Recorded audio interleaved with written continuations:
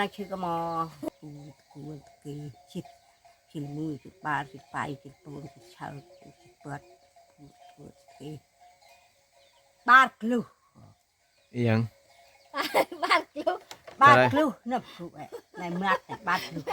ถ้าว่าเลี้ยงสัตว์อีหยังต่างๆก็เจ้าก็บ่ค่อยรักค่อยลุของกันนะพี่น้องจะแบบว่าซอยกันเบิ่งนะสัตว์สาว่าสิ่งของเจ้าของข่อย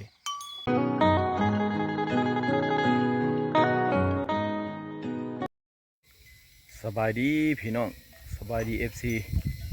มื้อนี้บอสบูดอยู่ที่บ้านซบสลูพี่น้องมาเลาะเบิ่งวิวยามแรงๆนะพี่น้องเนาะมาเบิ่งธรรมชาติก็มาเบิ่งวิถีชีวิตของชนเผ่าบลูให้พี่น้องได้เบิ่งได้ชมมื้อนี้ก็สิพาพี่น้องพาท่านผู้ชมเลาะเบิ่งวิวหลักๆเป็นเบิ่งวิวพี่น้องอันดับ2มากับเบิ่งวิถีชีวิตของชาวบ้านแล้วก็จะพาพี่น้องเลาะเบิ่งยามแรงๆสิว่าก็เจ้าเฮ็ดอีสังพี่น้องเอ้ยไปเบิ่งไปทานกันบ้านนี้ก็จะมีวิวแบบว่างามเนี่ยแต่เป็นบ้านที่ว่าอยู่สูงเนี่ยนะพี่น้องนะบ้านนี้ที่ว่าจะเป็นบ้านที่ว่าสูงที่สุดพี่น้องเป็นหมู่บ้านที่ตั้งอยู่กับภูเพียงพี่น้อง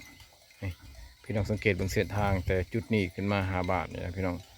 แต่ข้ามไปเบื้องนั้นพี่น้องตรงนั้นก็จะมีบ้านอีกบ้านหนึ่งเป็นคุ้มน้อยอีกคุ้มหนึ่งนะพี่น้อง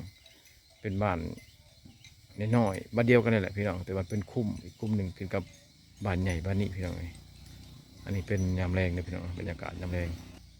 เขตนี่นะส่วนร้ายนะสัตว์เลี้ยงจะหลายเลยพี่น้องหลายแต่งัวนะพี่น้องคันว่าคุ้ยนี่ก็จะเลี้ยงอยู่เทิงภูนะพี่น้องก็จะบริเอามาเขาคอกเลยก็จะปล่อยกินภูเวลาอยากขายหรือว่าอยากเห็ดเวียกงานอื่นก็จะถึงเอาลงมานะพี่น้อง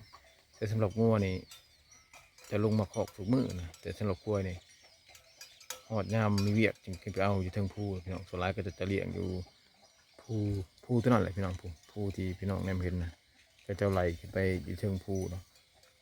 ในบ้านนี้นะทราบว่าเบาสมบูรณ์สืบถามพ่อบ้านมานะพี่น้องก็จะมีคุ้ยอยู่ประมาณ100 กว่าตัวเลยพี่น้องแต่ว่าไหลขึ้นไปเลี้ยงอยู่ชั้นภูตัวนั้นแล้วก็ค้างไว้อยู่เลยพี่น้องบุญเอาลงมาเวลามีเวียกมีงานจึงจับลงมาหลุมมาเพื่อขายหรือว่าเห็ดเวียกเห็ดงานนะพี่น้องสำหรับจุดพิเศษของชาวบ้านนี้พี่น้องก็อาชีพหลักก็เป็นปลูกฝังแล้วก็เลี้ยงสัตว์พี่น้องเป็นหมู่บ้านที่มีอากาศดีตลอดปีเลยก็ว่าได้พี่น้องเพราะว่าต้นไม้หลายต้นไม้เขียวตลอดปีเลยมีน้ำหมอกลงยามแรงก็ดีถือว่าฝนบ่ตกแต่ใบไม้เขียวตลอดปียันว่าน้ำหมอกหลายเขตนี่พี่น้องยามเช้าน้ำหมอกนี่ประมาณ6 โมง 7 โมง 8 โมงน้ำหมอกก็ยังปกคลุมแนมบ่เห็นบ้านอยู่เลยพี่น้องเลยถ้าเป็นยามเช้าเลยหมู่บ้านเขตนี้นะจะแบ่งเป็นหลายกลุ่มพี่น้องเพราะว่ามันเป็นบ้านน้อยนะเป็นบ้านน้อยที่ว่าอยู่แปะตามเส้นทางแล้วก็แปะตามสายน้ำส่วนร้านก็จะตั้งบ้านเรือนอยู่แปะตามสายน้ำแล้วก็แปะตามเส้นทางแล้วก็สันภูพี่น้องเพราะว่ามันจะเหมาะสมต่อการดำรงชีวิตการสกอยู่หากินนะส่วนร้ายก็จะหาของป่าของดงเพื่อเลี้ยงชีพแล้วก็ขายนะพี่น้องอันนี้เป็นอาชีพที่เขาเจ้าถนัดที่สุดเลยพี่น้องนะนอกจากอาชีพทางป่าเฮ็ดไร่อาชีพที่สำรองมาอีกอย่างหนึ่งก็คือปลูกต้นไม้อุตสาหกรรมขายประเภทแบบว่าเป็นต้นยางโบงไม้บิ๊กและก็หาของป่าหาสัตว์ป่าประเภทนี้แหละพี่น้องก็จะหาเงินโทรจะแบบนี้แหละพิธีก็จะหาเงินของชาวบ้านเขตนี้นะพี่น้องรูปแบบเอื้อนซ่านของกระเจ้าก็จะเป็นแบบว่าสร้างขึ้นแบบวิถีชีวิตแล้วก็สร้างขึ้นแบบภูมิปัญญาของชาวบ้านจะเป็นบ้านแบบบ้านไม้พี่น้องส่วนหลายจะบ่มีดอกเฮือนก่อเฮือนปูนจะเป็นเฮือนไม้สร้างแบบภูมิปัญญาของชาวบ้านเองคือแบบนี้แหละพระเจ้าจะนำใส่พาไม่เหี้ยมาแต่ป่าแต่ดงมาเห็ดมาทับเป็นพาเฮือนนะพี่น้อง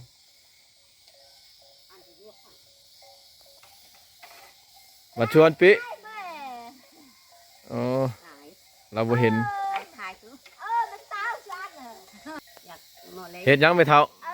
ช่างอันไปแล้ว บ่ เว้ย ตาตรูพี่ ก็คือดัง หื จ้ะ ม ดังเลย เราได้ยินอยู่บ่เราบ่ได้ยินบ่ ตื่นแต่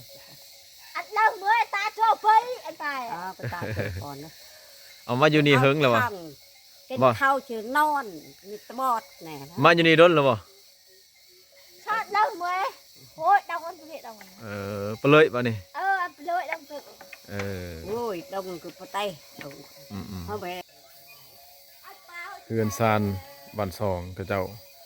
จะมักอยู่แบบนี้แหละพี่น้อง จะมักตั้งอยู่ตามสายน้ำลำธาร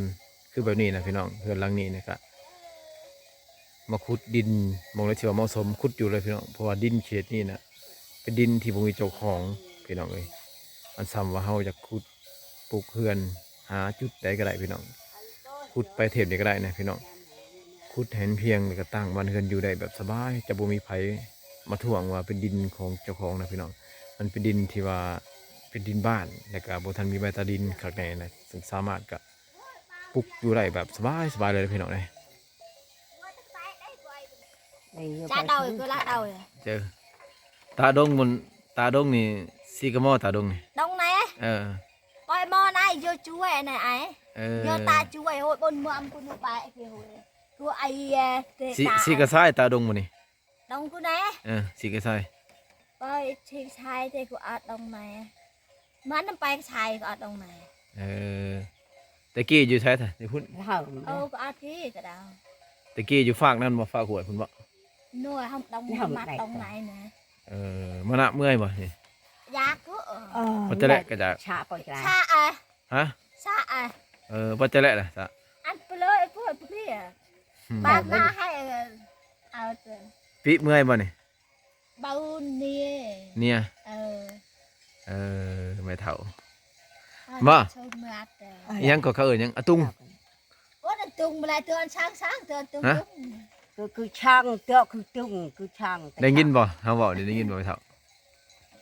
Mà sáng ăn tôi tao con đâu mày. ช่าง Ăn sáng. แต่เบิ่งดังสิต่อยเลียวเนาะ Hay tôi đáng tôi liếu à. ซอยบ่รู้น่ะอะตุงบ่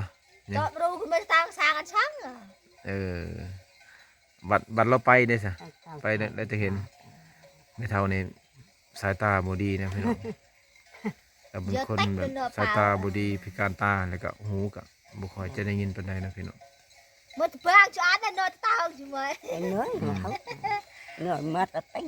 เจอ ทางไอ้นั่นน่ะเจ็บแน่นอนเลย น้องเขาแพ้ แน่ ไอ้ ก็ฮู้เว้าอยู่ในภาษาลาวเว้าได้นิดนึง มาไอ้ อืม นายตะเบิ้ลไอ้น่ะมาเตียวมือก็ไอ้ละไอ้ สิ ไม่ลายมันไปชิดดูน สิกะหม้อละอีน่ะ มันได้ชิดลึก Đun. Tai con ăn cái câu để ăn sâu mệt ăn. หมู ตายคือปองมาแต่งห้า Tai bòng, tai ăn chui ตายปองมันจะได้เธอชื่อว่าไหนแม่ตาทกก็ เออ มาไอ้ตลอดเล อื ย ม ไอ้อันชา ไผเศษให้สวนนี่กิน คือไม่เท่านี่ Con ăn สินะก่อนนั้น con ăn mà nãy chúng cháy thầm bèn vòng tuần hồi thầy á เออ ก่อนคืออันมาล้ nãy ăn mà nắm ำ con เอามาล้ เสมียง ำล้ำไม่ใช่ล้ำที่นี่ยังมาล้ำที่ใจ miếng mới xem เออ còn nữa con ăn hồng đồng kia เออ rồi á อั đồng น đồng ก็ tân อาย đây ที่ vừa ใจ đồng tân đấy อืม เอากัน เชื่ ไท อ ยน่ะ พิการทั้งสายตามาหลายปีแล้วพี่น้องไม่เท่านี่ ไปช่วยยาก เป็นตายต้นอยู่เลยพี่น้องเอ้ย ไม่ใช่ còn con อยู่ nữa กับ à, thì cho อยู่ nó คนเดียว xem. อาศัยกินน้ำลูกน้ำหลานก็จะมาส่ง แต่ว่าเวลาเราไปเรามาเรา เจอตั้ง เราหูได้ทางหยางพี่น้องหยางภายในบ้านเราจืดไปได้ เปลือง จืดทั้งไปทั้งมาแต่ว่าเฮ็ดไห้เฮ็ดสวนนี่บ่ได้แล้วอาศัยกินน้ำชาวบ้านกับลูก ลูกกันเดินมาส่งให้กินเท่านึงซีกะหม้อล่ะปีนี่ Thôi đấy ปีนี่ hút răng thì บ่ ăn lâu mà chỉ có mò phải โอ้มันชื่อกระมอ ได้บ่60นะไม่เท่านี่ฮอดแล้ว นาง เนาะ ชื่อกระมอ răng บ่ฮู้ คือกระดังชื่อกระมอแต่เกิดมัดได้ไปชื่อกระมอ ăn lâu môi mà lại บ่ นั่นมันแหละ อีตะเกิดบ่อันตาเรา ไต ấy á mà Ừ. nó อีตะ ไก่ เกิดบ่ โหยขี้มันลังมาละ อัดเราเมื่อเมื่อที่ก็บอกไงมันน่ะ คือไตไตคือปองไตคือเมียก่อนกัดแต่อังนานานะ ตายอันปองแต่ บ้า บ้าน คือน่ะ เออ ยืดยับละมือหม้อบาดไปปูเชิงเปิดตะกูตะกูตะกีชิดชินมือชิดบาดชิดไปชิดปูชิดเชิงชิดเปิดปูตะกีบาดกลู อีหยัง บ้านลูก บาดกลูนับกลูในเมืองบาดกลู ก็มันครับไทย เสาหาบ่ คืออันตะเตาตายไป อันตะดังมันตะไคร้ลายตะดังบ้านที่มอนไป บาจิตกะมอ20ปี ไปชิดปูชิดมอน เออถือว่าเราพิการตามานี่ได้20ปีแล้วพี่น้อง เจ้าหนุ่ม ได้ หลัง เท่านี้ กายก็อะไรอยากจะ เราก็มาลิ้นเพื่อนหลานเราพี่น้อง จงวิชื่อไปนายเอาตั้งหลายกลายเอาวิริยามือตะดังได้ตะเอา ที่ตะดังนะหนู คือก็ดังแต่ไก่ ดังเต้ดังบิเบียตัวดังซุย เอาไปไม่ดังเตะดังเรียบเรียอ่ะ คือดังน้ำอักมันอักเกินเข่า เมื่อปลายซุยนี่คือตะดังเต้ เอาไปตะดังเตะประมาณตามสูย เนี่ยคือจูเนาะเนี่ยปีเนาะ ชาไปจูเด้อ ชื่อบ้านไหน เจอ ชื่อบ้านนั่นลูกก็ชื่อลูกก็ชื่อบ้านนั่นลูก เอาพี่น้องสิพาพี่น้องเลาะเข้าหมู่บ้านอีกไปเบิ่งวิถีชีวิตของชาวบ้านต่อลงจากเฮือนไม่ เรียก เฒ่า ไป เสื่อมพิ เรียก การ ไป นะค เอา รับไป ตะ เบิ่ง ก้อนตาเต้าไง ตัวอื่นต่อนะพี่น้องเนาะ ตะกรายนี่ หมู่บ้านกระเจ้าดีนะพี่น้องจะเป็นหมู่บ้านที่ว่าแปะตามหนำเซนะส่วนหลายเขตนี่นะจะเป็นหมู่บ้านที่มักตั้งอยู่ตามแคมป์ฝั่งหนำเซมังเหียงแล้วก็ตั้งอยู่มองผู้เพียงนะพี่น้องนะคือแบบว่ากระเจ้าเลือกขอบเขตภูมิสันฐานที่มันเหมาะสมแก่การทำมาหากินก็จะตั้งบนเรือนอยู่เขตนี้นะพี่น้องบริเวณเขตนี้นะจะเป็นบริเวณที่ว่ามีความอุดมสมบูรณ์หลายที่สุดพี่น้องเป็นแหล่งที่เหมาะสมแก่การเลี้ยงงัวเลี้ยงควายเลี้ยงแบะเลี้ยงหมูแล้วก็เลี้ยงสัตว์ต่างๆพี่น้องเลยมันก็แต่ก่อนนะพี่น้องเขตนี้ที่ตั้งแต่ข่าว10 ปีหลังนะบริเวณนี้นะพี่น้องจะมีสัตว์ป่าลงมาหากินอยู่ใกล้ๆกับเขตบ้านนี่แหละพี่น้องอยู่แคมป์ทรายน้ำนี่แหละแต่ว่าตอนนี้นะมันก็บกล้าลงมาละพี่น้องเนื่องจากว่าเขาเจ้ามาตั้งบ้านตั้งเฮือนอยู่เขตนี้หลายพี่น้องตอนนี้หลังคาเฮือนก็ได้แพร่ขยายมาหลายประมาณอยู่20 กว่าหลังคาเลยพี่น้องบ้านนี้เลยจากสัตว์และสัตว์ป่าก็บกล้าลงมาทำมาหากินบกล้ามากินงัวกินควายกินสัตว์เขาเจ้าเลยพี่น้องเลยคันสิว่าเอาไปแล้วนะหมู่บ้านเขตนี้นะพี่น้องเป็นหมู่บ้านที่น่าอยู่ที่สุดเป็นหมู่บ้านที่มีความอุดมสมบูรณ์เต็มไปด้วยทรัพยากรธรรมชาติและก็เป็นหมู่บ้านที่ว่ามีอากาศดีอากาศเย็นตลอดทั้งปีเลยพี่น้องเอ้ย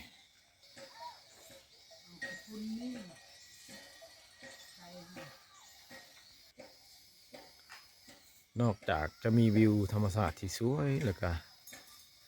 ความสงบก็จะว่าเป็นอันดับต้นๆเลยนะพี่น้องเลยจะบ่มีความวุ่นวายอึกระทึกนึกนองนะพี่น้องส่วนหลายชาวบ้านเขตนี้จะอยู่กันแบบพี่แบบน้องพี่น้องการทำไห่ทำนาทำหัวทำสวนก็เจ้าจะสวยเหลือกันนะพี่น้องคนเบิดบ้านปุ่มลุมเห็ดสวยกันสำหรับการจ้างวานอีหยังต่างๆนี่ครับที่ว่าบ่มีละพี่น้องเนื่องจากว่าจะจ้างคนที่ทางอื่นมาเห็ดไห่สวนแทนนะเฉพาะคนในบ้านนี้ก็จะเห็ดสวยกันนะถ้าว่าเลี้ยงสัตว์อีหยังต่างๆก็เจ้ากับบุคอยหลักคอยลูกของกันนะพี่น้องจะแบบว่าซอยกันบึงนะสัตว์สาวาสิ่งของเจ้าของข่อยจะบ่มีแบบตีนสันมือยาวอันนั้นอันนี้นะพี่น้องถือว่ามีความปลอดภัยจากว่า100%เลยพี่น้องสำหรับสัตว์เลี้ยงบูเซีย